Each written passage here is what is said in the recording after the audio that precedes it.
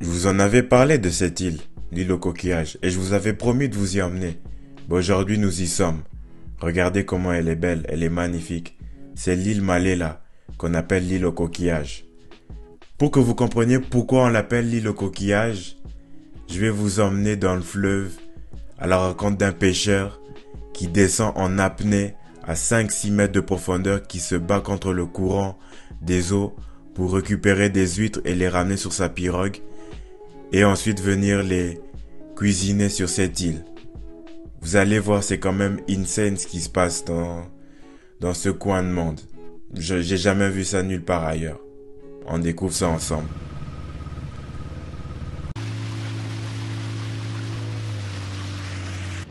C'est pas chef du village.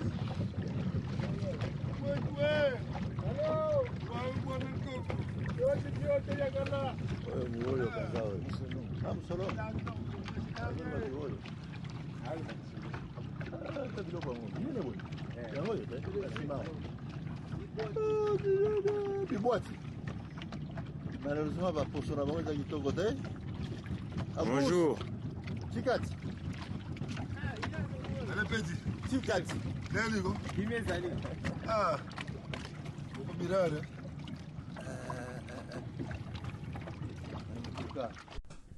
Bon, là, vous l'aurez compris, moi je ne comprends absolument rien de tout ce qu'ils disent.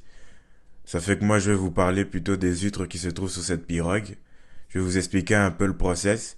Donc ce qui se passe, c'est que ce pêcheur va récupérer ses huîtres en apnée, donc sans respirer, à 4-5 mètres de profondeur. Il fait plusieurs allers-retours, les ramène avec ses mains, dépose dans la pirogue. Une fois que la quantité est jugée suffisante, il va ramener ça dans l'île Malela, l'île au coquillage. En fait, il y a d'autres îles à côté aussi où ils font la même pêche. Donc cette pêche est artisanale, elle n'est pas massive, c'est pas une production massive industrielle. Donc c'est vraiment artisanal et c'est ça qui est beau dans tout cela. Donc une fois qu'ils ramènent ça dans l'île, ils vont cuisiner ça et ça va être renvoyé dans les autres villes pour être acheté dans les marchés. C'est vraiment fou. C'est insane ce qu'il fait et tous ces gens, tout ce qu'ils font, c'est incroyable parce que ça fait vivre toute une communauté, c'est vraiment beau.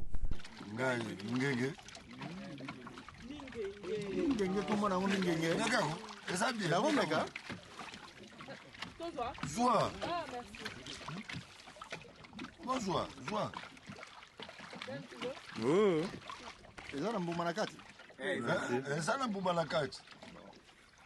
Mais moi je connais ça. Mais naïe bien go, na solo yo naïe bien go. Mais je connais ça. Tu m'as déjà fait manger ça? J'ai mangé ça en tant qu'enfant, oui. Mais tu m'as déjà fait manger ça? J'ai déjà fait manger ça. Oui. C'est possible. Oui, je connais. Et on est au bout de Barabanzete, voilà. Ah, on était Moussou. Ok. Merci. Donne à ton mari aussi. Non, on va prendre, on va manger.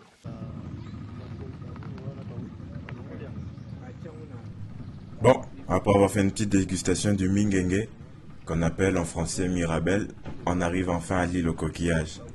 Comme vous pouvez le voir, l'île est totalement remplie de coquillages. Tout ce que vous voyez en blanc, c'est des coquillages. C'est vraiment fou.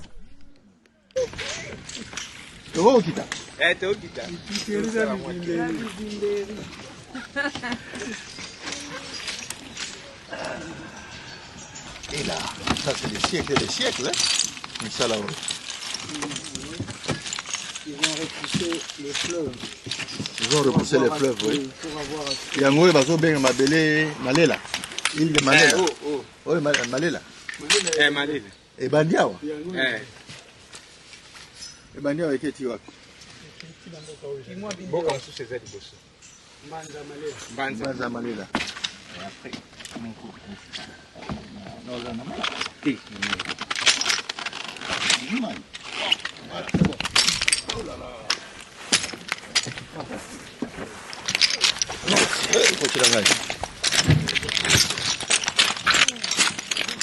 Mais ça sent, hein.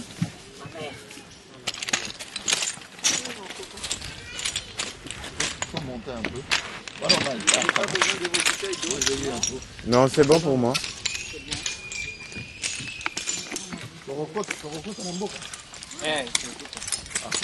maman alors. Oui, oui.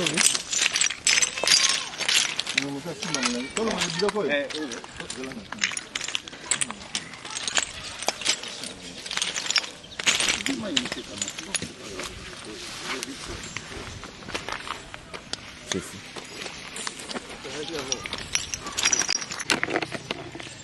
Donc ici nous sommes au niveau de l'île au coquillage. Comme je vous le montre là, l'île est complètement remplie de coquillages. C'est fou. En fait, comme je vous explique, les gars, ils vont sur le fleuve, ils descendent à 4-5 mètres et ils vont récupérer les huîtres à 4-5 mètres de profondeur. Ils les ramènent, ils les préparent et ils jettent les coquillages sur l'île. Et voilà, les coquillages s'accumulent et ça fait que l'île est complètement remplie de coquillages. C'est vraiment magnifique. C'est unique en son genre. Vraiment unique. J'adore. Je trouve ça vraiment trop beau. Le cadre est magnifique, comme vous pouvez le voir. Et avec le reflet du soleil, je dois dire que ça fait quand même mal aux yeux de regarder le sol parce que le reflet est assez fort, ça fait un éclat. Vaut mieux avoir des lunettes de soleil en tout cas. C'est magnifique. Continue la visite. Ça sent vraiment. Oui, ça sent, oui. Ça sent le poisson. Mais qu'est-ce que tu... Et là, on y négocie ça, la question, c'est qu'on va prendre.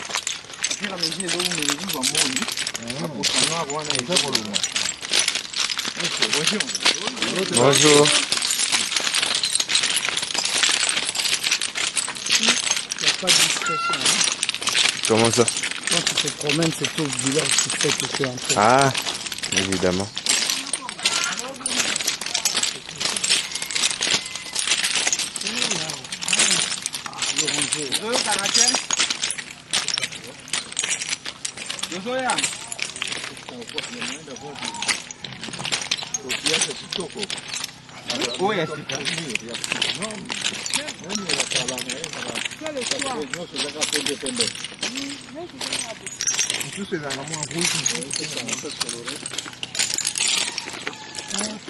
Je vais prendre un peu de temps pour expliquer comment la pêche à ces huîtres se réalise.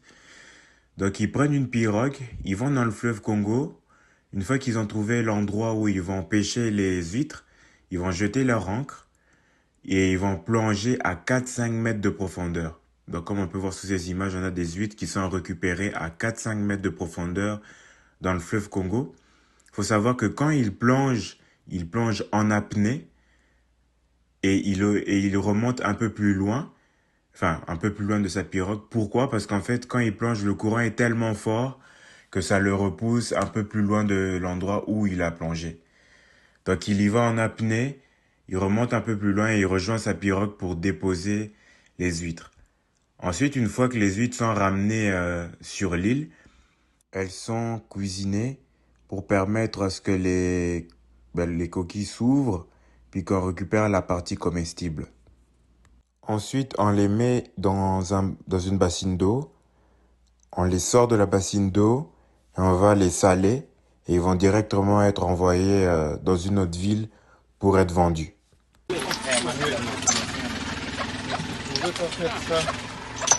Bote mama. Bote za malamu. Oza osala nini wana? Naosa bibwati. Bibwati. Oza ko ya koyita. Ya fresh. Bongo soko kuchanga na mbanzi wana sima ya lelo nini kosalama? Ochamungwa. Ochimungwa. Aha. Hapo soko chimungwa. Mungwa dale tutindi kana kwa. Botinda na boma.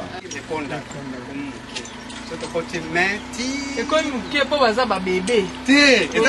Même eza munene. Pêcher comme ba bébé. Eza période na bango même eza munene. Ozotala coquille na eza munene mais na kati ba munuke. Ya un moment c'est to comme na saison sèche. Siko va vite. Bon la coquille na ya landika niveau ya coquille na kati. Mon pila na ba maki wana vimbi propre pe ko liango peza ka makasi. Ntan oso ozoli yango. Oh, pena, chewing-gum. Moi. Est-ce que tu peux ouvrir Hein? ou enlever la peau? Ah, j'enlève la peau. Pour la santé, c'est indispensable ça. L'immunité, c'est indispensable. Vitamine C. Ici, c'est juste pour vous montrer quelque chose que moi non plus je ne connaissais pas du tout. Le bassin est rempli d'oranges. Mais vous voyez qu'elles sont vertes. Ben, c'est des oranges vertes qui sont bien mûres. J'en ai goûté et je peux vous dire que c'était vraiment bon. C'est comme les oranges qui sont de couleur orange. Sauf que celles-ci, elles sont vertes. J'en avais jamais vu de ma vie. Et, franchement, c'était vraiment bon. Là. Tu veux que je coupe?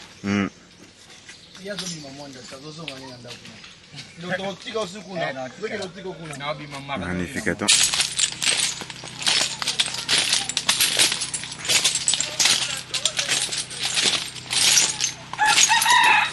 Maintenant, je vais prendre le pain.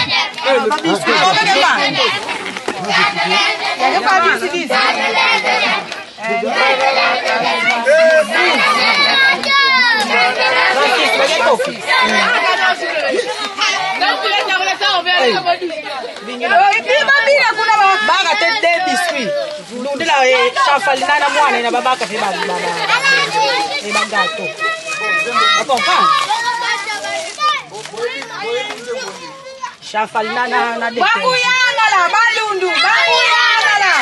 Kala kwa. Shafalina na de. Na Alex. Ayali kutaka. Baba gani?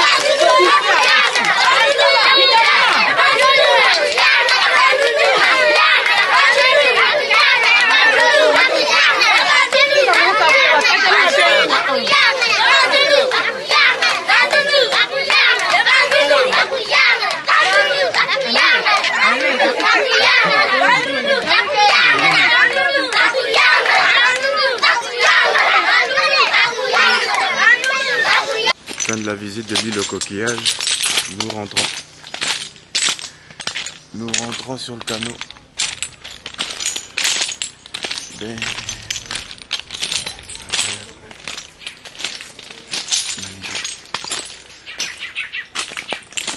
J'aimerais préciser que les pêcheurs qui pêchent dans le fleuve Congo pour ramener ces huîtres sont autorisés par l'État et que c'est une pêche entièrement artisanale. Il n'y a pas de pêche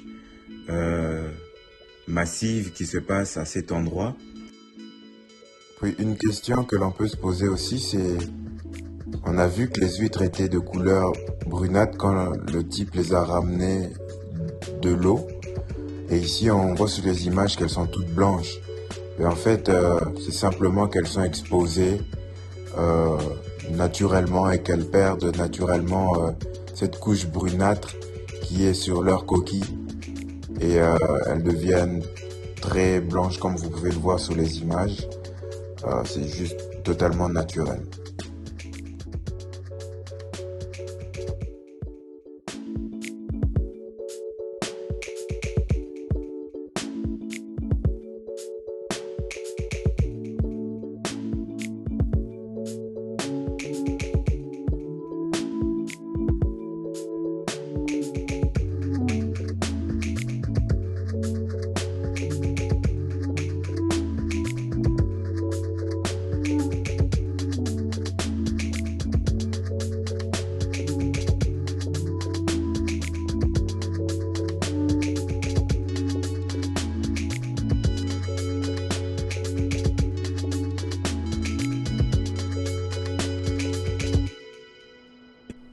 Voilà, aujourd'hui on a découvert l'île au coquillage qui se trouve dans l'embouchure du fleuve Congo.